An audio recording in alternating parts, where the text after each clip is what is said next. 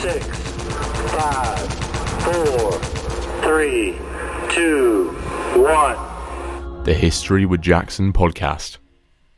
Welcome back to History with Jackson. I'm your host, Jackson van Uden, and you are listening to the podcast where we speak to historians every week about their latest work.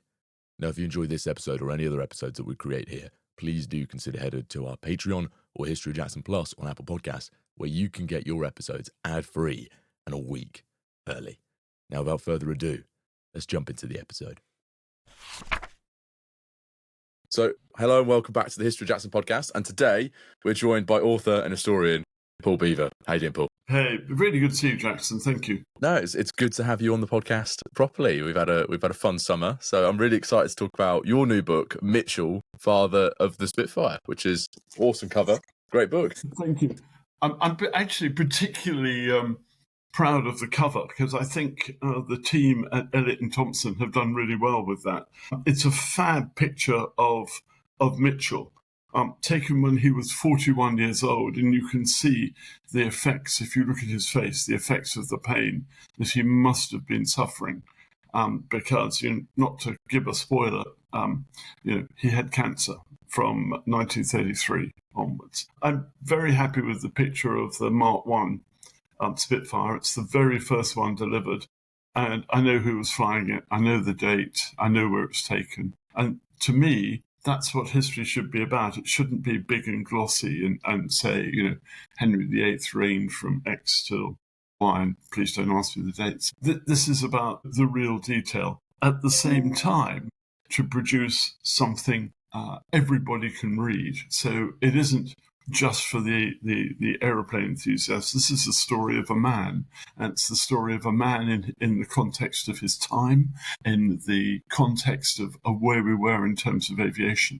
Yeah, I think the cover, for once in a book, although my book Winkle as well, Penguin did a great job with that, that sort of summed up for me Eric as well, Eric Brown. This sums up Reginald Mitchell. And it's really nice as a historian to know all those details and to have that connection with a cover as well and your work. So what made you want to write this book on Mitchell then? I wanted to write the book on Mitchell because I didn't think there was a decent biography of Mitchell. And Mitchell's somebody that I've known about for probably really consciously for 60 years. My mother and I were walking and we saw then a very rare sight, a Spitfire.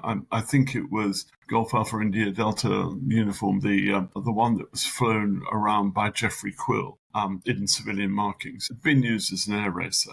And we saw that, and I went, oh. And my mother went, it's a Spitfire. She grew up in the Second World War when she could tell a Ju-88 from a Wellington. It was that, she said it was about life and death. You knew if it was a Wellington you waved, it was a Ju-88, you threw yourself behind a hedge. So she introduced me, if you like, to the Spitfire. And she said, there's an amazing man involved with it called R.J. Mitchell, who sadly never saw it fly properly. He only saw the prototype fly. And it's a great story. And ever since then, I've been rather obsessed. As I say in my dedication, my poor family have had an obsession or had to live with an obsessive on the Spitfire.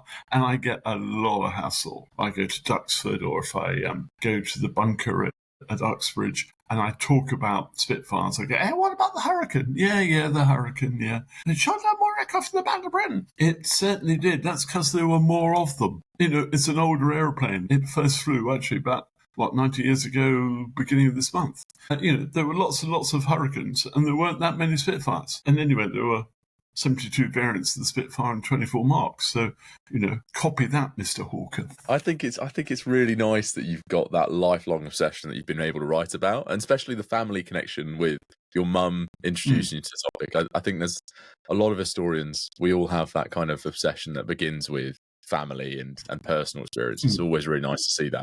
Then we're discussing Mitchell, how you were introduced to him. Who actually was Mitchell? Where did he grow up? Where was he born? How did he become this kind of marvel engineer? Well, one of the wonderful things about doing the research for the book, it sort of came out from a conversation at a reception in Downing Street for the National Spitfire Project, for which I'm a trustee, which is building a statue, the largest stainless steel structure in the world. It will be down at Southampton to remember the Spitfire.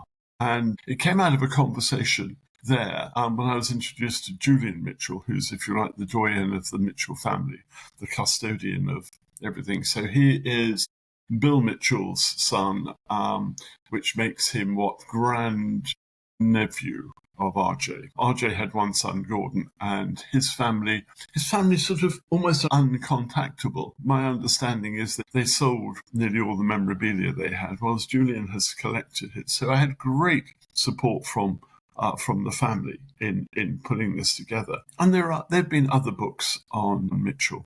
Gordon Mitchell himself wrote a book on it. Could have done with a good editor, but it's got lots of great primary source data in it. But what I wanted to do was tell the story of the man born in Stoke-on-Trent, became obsessed with aeroplanes through reading things like Flight, made model aeroplanes, flew them on Hanley Common, and then there wasn't really anything to do engineering-wise in terms of, for the First World War, of joining an aeroplane company. So he was apprenticed to a railway company, Kerr Stewart and Co. And you might think that's hugely different from aerospace. Actually, at the time, railways were the cutting edge of technology.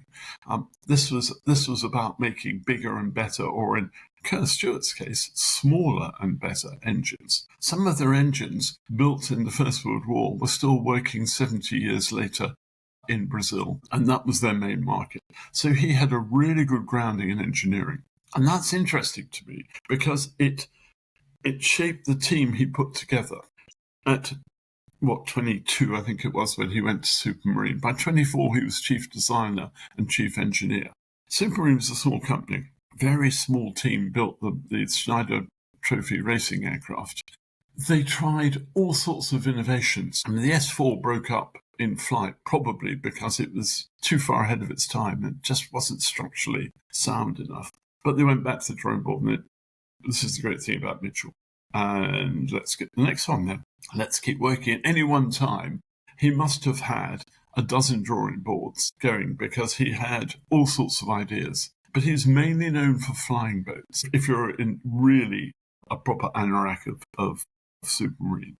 The Southampton, in 1925-26, they flew to Australia. I mean, nobody had ever done that. It was less than 10 years since somebody had flown the Atlantic. Now, this is really interesting stuff. He learned from the Supermarine Southampton that you needed to enclose the cockpit, much to the chagrin of the Royal Air Force, who thought that pilots should sit out and, I don't know, taste the exhaust fumes. I have no idea why they wanted open cockpits. And he slowly progressed in that innovation, bringing with him a team of fellow engineers who'd all done apprenticeships. So compare that to Willy Messerschmitt at the same time in Germany. Professor Herr Dr. Engineer Wilhelm Messerschmitt.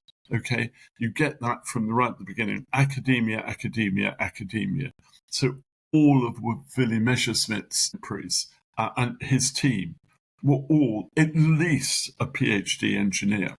Mitchell, it's 28, 29, before he employed Beverly Shenston, the first person to have a degree, to join the company. The guy who did the wing, the elliptical wing, that was his PhD at the University of Berlin. So, we get into the controversy here of, did the Spitfire have a German wing?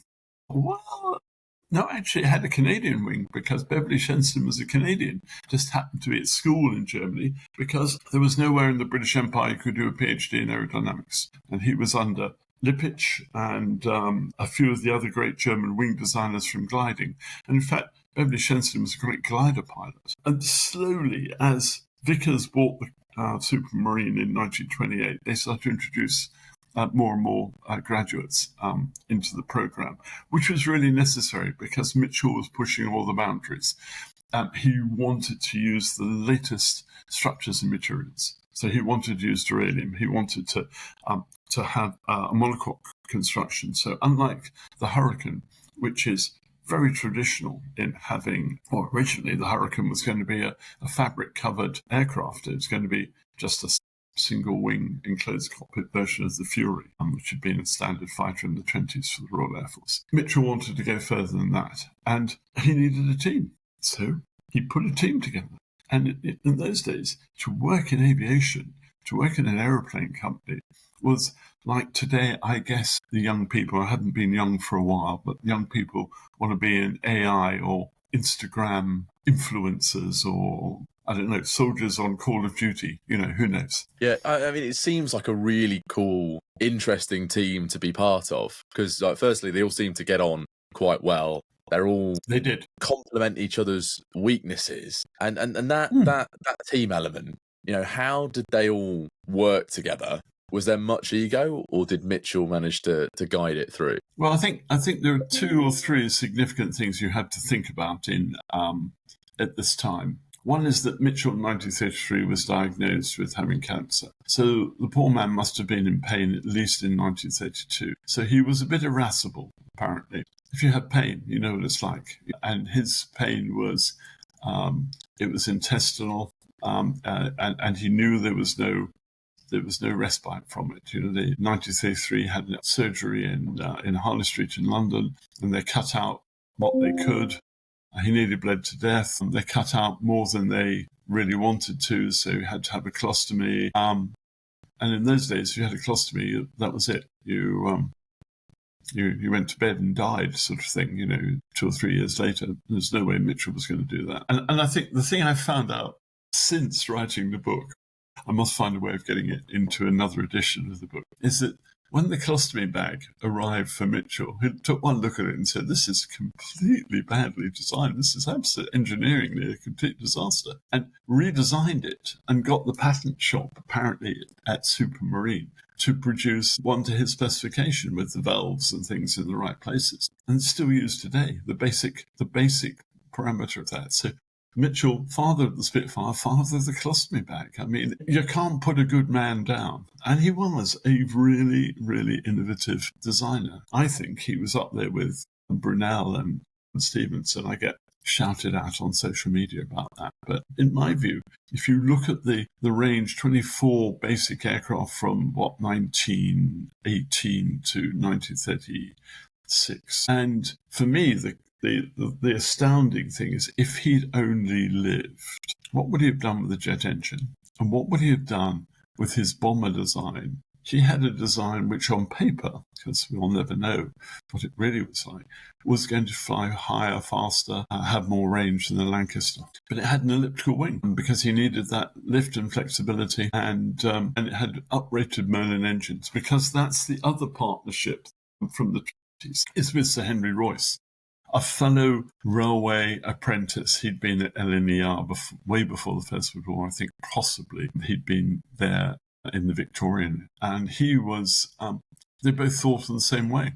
It was a great partnership. There was no formal relationship between Supermarine and Rolls-Royce. It was just a go-to for Mitchell. And he really enjoyed the company of Royce, because they would, Royce was the guy who designed engines and cars. Whereas Mitchell had a team of 150 working on, well, actually 151 if you include Mitchell, working on the Spitfire, led by a guy called Alf Faddy, who history doesn't know about, and I keep plugging away, or Trevor Westbrook, or Al Clifton, or Joe Smith. I think more people know about Joe Smith. But these guys, they just all knew what they had to do. So go back to your very original point. Everybody knew what was expected of them. And I've got brilliant pictures and some testimony. I interviewed people in the 80s and 90s who'd been at Supermarine about what was it like to be an apprentice at Supermarine. And they all said, what was so good, I stayed until the company was dissolved in 1957. I was a 20-year man, I was a 30-year man, because the company was so good to work for.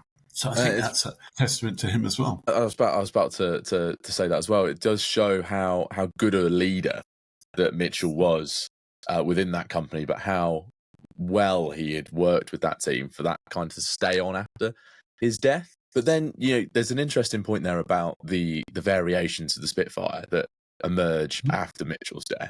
Does he play a role in kind of setting those up before he dies, or is it something that comes through Faddy and the rest of that team? It comes through the rest of the team, really. Mitchell was already thinking about the replacement of the Spitfire in 1936 with a twin-engined aircraft with a cannon pack on the nose of of 4 cannon. He didn't really believe that the rifle caliber Browning was going to be sufficient for what we knew about the German bombers at the time with their extra army. You'd have to plug away, whereas if you had a cannon, as the Germans showed us in the Battle of Britain, one round from a 23mm cannon with high explosive incendiary point detonation round was enough to blow up the fuel tank of a Hurricane. So he understood that the Spitfire was good for the time, but things were progressing really quickly, and he needed to have a design that could be used and stretched and whatever. And I think probably that's more Faddy and Joe Smith than it is Mitchell. I think Mitchell wanted the basic design, but he didn't do a lot. When I was doing a book called Spitfire People 10 years ago, I went through all the archive that I could find at Solent Sky down in Southampton, which has a lot of the original Supermarine material. I could find no drawings with his initials on, and there were lots of notes saying Mr. Mitchell's copy, but not originated by Mr. Mitchell. So it really was. He left it to his team. Jackson, I've got to share with you. Excuse me, I'm just going to cough. I've got to share with you what we found out. Now, would you believe that in collaboration with the Sun newspaper back in September, we were chatting away about how are we going to do a double-page spread that will be different about Spitfire, because I was blessed with having the Express and Mail and all sorts of people writing and allowing me to write for them. And the Sun features editor said, "Come on, there must be something. Tell me an anecdote." And I said, "Well, of course, the thing I like is the general arrangement diagram for the Spitfire was done on Mrs. Faddy's tablecloth one Sunday lunchtime. And Mrs. Faddy was very upset and washed the tablecloth. So the boys had to go into the office at 7 o'clock the next morning and try and remember what they'd drawn. And this is Faddy and Mitchell used to meet together almost every Sunday. I just love this. I just love this piece. They went, "Well, where did Faddy live?" And I said, "Well, I think in Bitton in Southampton." So they detailed a reporter and cameraman to go and find his house. Found his house, much to the shock of the two people who lived there, who were very reticent to have their house dining room photograph of the Sun, I have to say. But so there aren't any photographs of that. But it was just the whole thing to the Sun. That was a key part of this story. It was done on the tablecloth, actually also on the wallpaper. Side Mrs. Faddy washed that off too. And this story came to me via David Faddy, who was Elf's son, himself no mean engineer. He designed most of the weapons release system for the TSR-2, so it shows you how far back he goes. Aerospace engineer at Farnborough. He died, 15 years ago probably. But he sat me down one day and told me all the anecdotes about his father, about Elf. And there are wonderful things. Supermarine, the company, or Vickers, because Vickers Armstrong owned them by then, they said, "We need to reward you for all of your work, particularly on the Spitfire. We're going to give you a really spanky car." And he said, "I don't want a spanky car." He said, "What I want you to do is to give a car to the design team as a pool car that they can bid for and use at weekends." He said, that was my dad all over. He was from Newcastle. He was a socialist, but he believed in one thing. He volunteered in being commissioned in the Royal Naval Air Service in the First World War. He believed in engineering excellence, bringing on people, and he fitted so well with Mitchell, who wanted to join the Royal Naval Air Service in the First World War, but was too young, and in a reserve occupation because he was building railway locomotives as an apprentice. You see all this, and you see these parallel tracks, and there are people of their time. They're people who believed in what they were doing was right. They believed in their company. They believed in the product. They believed in their country, and they wanted to just do the very best they could. And I think a lot of this is going to be Mitchell's nurturing, even though he was younger than Faddy, but he was older than most of the rest of the team. And Faddy was himself just an amazing character, but they all were. Everybody I read about, everybody I talked to, you came away thinking, well, there's a history biography just by themselves. Yeah, even when you were just talking then, I felt there's a book in Faddy, there's a book in all of these characters, and I certainly feel bad for Mrs. Faddy because a lot of their Sunday lunches must have been absolutely ruined by Mitchell and Paddy. But it sounds like such a great place to be in intellectually and socially. But then, you're talking about, these people being part of the Royal Air Force, being involved, and there was this element that Mitchell learned to fly. How did that kind of change his approach to designing these aircraft? And did it foster kind of another attitude within his pilots? I think it's really interesting. I mean, he was really supportive of his parents as pilots. As I say in the prologue, he dives into the water in Chesapeake Bay to rescue Henri Baird when the S4 breaks up. He was very athletic. He played golf, handicap of 9, same as James Bond. How about that? He learned to fly because he reading between the lines. I think it was a bit of pressure from people like Geoffrey Quill and George Pickering, the 2 test pilots, saying you've got to get up there and experience it. And they bought a Miles Falcon 6, which they used to fly around. And Mitchell actually used it as a communications tool. I mean, he would fly up to Derby to see Rolls-Royce. And the times when you could just, almost land anywhere. Nobody really cared where you field. You'd land there. I think that helped. He also rather liked the Hampshire Aero Club at Eastleigh because the bar was always open for him. And so he could go there to unwind. He played tennis in the summer, he played golf in the winter, but there was always the bar to go to. And he was always working in the sense that he would go for a drink with Faddy, and his way of winding down was going, now, I've thought about a high-speed amphibian, or something like that. It seems to me that he used every moment of his time, and flying was just natural for him, at a time when there were very few designers who could fly. Willy Messerschmitt was not a pilot. Kurt Tank at Focke-Wulf was a pilot, but I don't think any of the Junkers, Heinkel people were. And that's the other thing. In the 30s, all of the designers were writing to each other. Heinkel asked Supermarine for advice on fitting the Merlin engine in the Heinkel 70. And there are some letters. They're not enough to really satisfy me. Perhaps more work to be done there, but it's not like the Willy Messerschmitt, who I'm now researching for. The next book will be Messerschmitt. I'm researching that at the moment, and there is an amazing archive that the Brits basically gathered up all his correspondence and took it as war booty. But he was so verbose. He wrote to everybody every day. Whereas Mitchell rarely wrote a letter, but he did a lot of telephoning. But Mitchell believed in face-to-face. I think that's important. That's actually really interesting. That's a really interesting point. I might have to use that in my Messerschmitt book. The difference between the two is that Mitchell was a face-to-face man, whereas Willy would write a very, German is always 20% longer than English, irrespective of what the subject is. And I think the verboseness of Willy Messerschmitt made it another 5%. Whereas Mitchell, little notes, little comments, face-to-face, if he wanted something designed, wanted something looked at, whatever, he'd go and see the draftsman or the designer who was involved, or the technical department, and talk it through, because he'd had Supermarine designed with the floor above the workshop, he had access from his office. He had his own lift, but he had access from his office to all the departments on that floor, didn't have to go anywhere else, which I think is interesting. And that thing about the lift is interesting, because I didn't know that until I gave a talk about Spitfire and the New Forest Historical Society.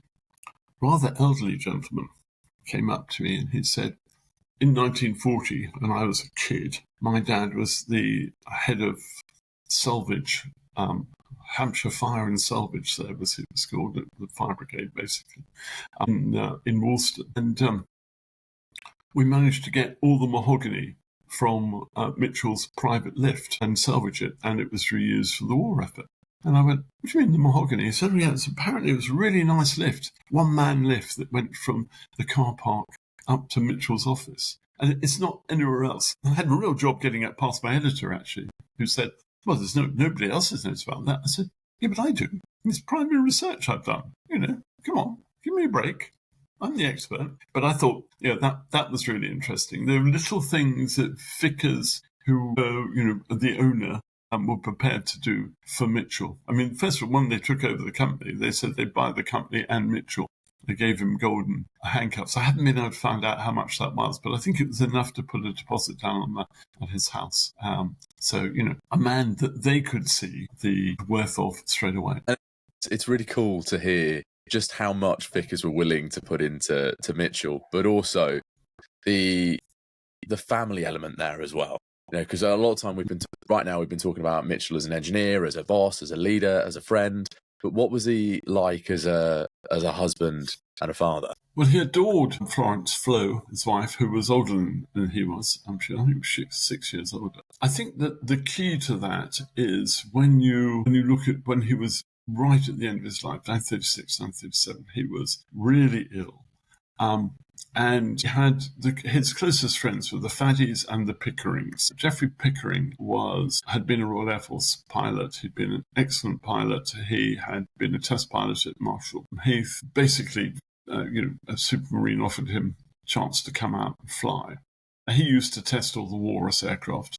So Walrus, you remember, is that amphibian flying boat, basically with this biplane. He used to be able to loop that. He used to loop it at the end of every test flight to show the factory that the aircraft was airworthy and solid, which is pretty gutsy. But he came a lot to see Mitchell with his wife, and there was a sort of everyone was rallying round him. Vera Green, his secretary as well, was that ran the household. Gordon was away at school, but there is still Jenny Pickering is still alive. She must be. She was then, so she must be 90 something, and she is a font of knowledge for me, because first of all, she's got all her father's logbooks, so I can pin down exact dates for lots of aeroplane stuff. And he wrote the logbook and then wrote an annotation. Absolute gold dust. But she remembers, as a 6 or 7-year-old, going to see Mitchell, who was preparing to go to Vienna to have the final attempt at trying to cure his cancer. Her sister was unwell, and Mitchell said, "Oh, you must have my sun lamp for that." She said it was the summer of 36. My sister wanted to swim in the pond, and he said, "Oh, it's too cold for you, dear. We must heat up some water and pour it into the pond so it'll be warmer for you." I think a man with an amazing heart, looked after his people, assured. They had regular events, Christmas party, all of that sort of stuff, where he made sure that everybody had, their beer, their wine, turkey, whatever it was. All of that. I mean, looking after the team, he got the best out of the team. It makes perfect sense. Probably ahead of his time in that regard. He just seemed and sounded like an incredible person, not just as an engineer, but as a person, in the way that he cared for everyone and looked after those team members, despite going through all the pain. I mean, if you read the foreword that Air Chief Marshal Sir Richard Knighton has written, I mean, his last words in that were, "I really wish I'd met him." Richard's an aerospace engineer, as well as now being Chief of the Defence Staff, our top military man. I thought that was quite profound coming from him, a man who's met so many people and could meet, so many people.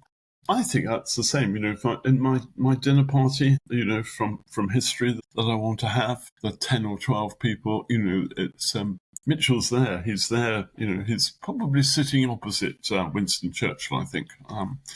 Because I'm not sure Mitchell would have approved of Churchill smoking cigars at the table. But who knows? Does sound like a very good dinner party. That sounds like a great dinner party.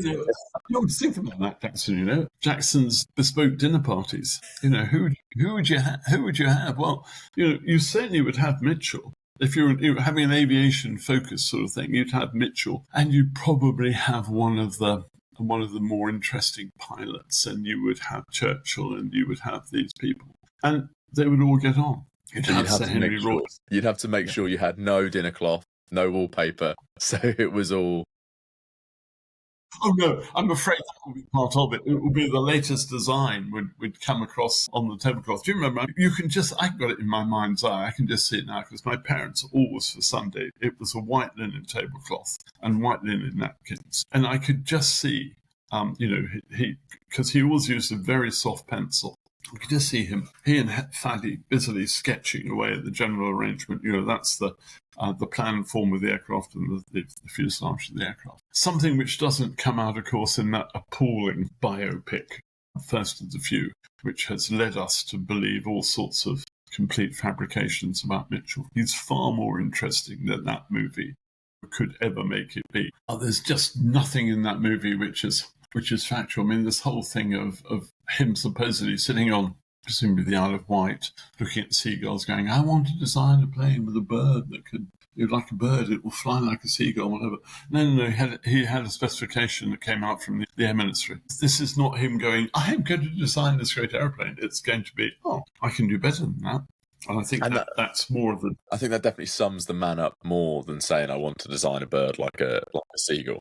But I think we got our final fun question now, Paul, as we do for every guest who comes on the podcast. You are not only a historian of Spitfire of World War II, you're also a James Bond historian and cocktail expert. And I wanted to ask you, what is your favourite cocktail? Depends on the time of year. Should we go for autumn? So the winter... No, well, we're in autumn now, aren't we? So I'm transitioning from the French 75, which is my recipe, is measure of gin, measure of triple sec, into a glass which has maraschino cherry, and then it's topped up with champagne. It's never Prosecco. Prosecco is the work of the devil. So that's the summer one. It's fading out now. And I'm into my Negronis now. And Negroni you might have some people here who don't know what a Negroni is, and in which case, shame on you. So that's Campari and Rosso vermouth and gin in equal measures. But for me, the most important thing is 3 or 4 drops of Angostura orange bitters in it and a piece of orange peel in it. So that's pretty good. And I have been known to make a pretty mean margarita in my time. I had my own recipe for that. And if you want that recipe, you have to buy my book called The Cocktail Collection for St. Clement Danes Church, the Royal Air Force Church, which is available online, and it has a beautiful red cover, and it has 48 different recipes, all associated with famous aviators or aeroplanes. There's even a Spitfire one, of course, which is all Hampshire.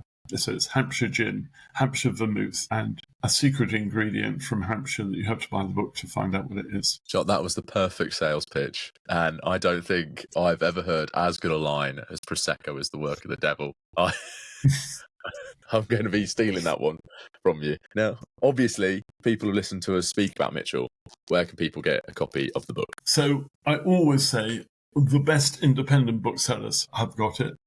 But I also have to say that Waterstones have it, and they have been amazing in their promotion of it. It's in their Christmas list of must-reads, which is always very pleasing. And therefore, if Waterstones have it, then Hatchards have it, it's the same company as well. It's still in hardback, and it won't go to paperback for a bit, I don't think. I'm delighted to say, selling pretty well. But the lovely thing is I'm still being booked to talk about Mitchell, father of the Spitfire, way into next year. In fact, I've just agreed a November 2026 pitch for it. So it is something that's grabbed everybody. And I'm really proud to have written it. I'm really happy with what Elliot and Thompson, my publisher, have done with producing it. I want a few more personal pictures of Mitchell, which we're working with members of the family to go through their family albums, see what we can describe. I don't have a picture of Mrs. Mitchell. I think that's important. There is one of her getting into a dragon rapide, and I think that would be really cool if I can find that. So still work to be done. Hopefully there'll be a second edition, which, I can add a few of the anecdotes I've found since. Because people like anecdotes, don't they? Oh, they're the best part. Well, thank you very much for coming on, Paul. I really enjoyed it. Great pleasure, Jackson. And I hope I'll see you when Messersmith comes out. And I've got about 4 or 5 books up my sleeve. So, I'm going to keep you busy for a while ahead. Don't worry, you'll be booked up for that. Don't you worry. 10, 9, 8, 7, 6, 5, 4, 3, 2, 1. The History with Jackson podcast.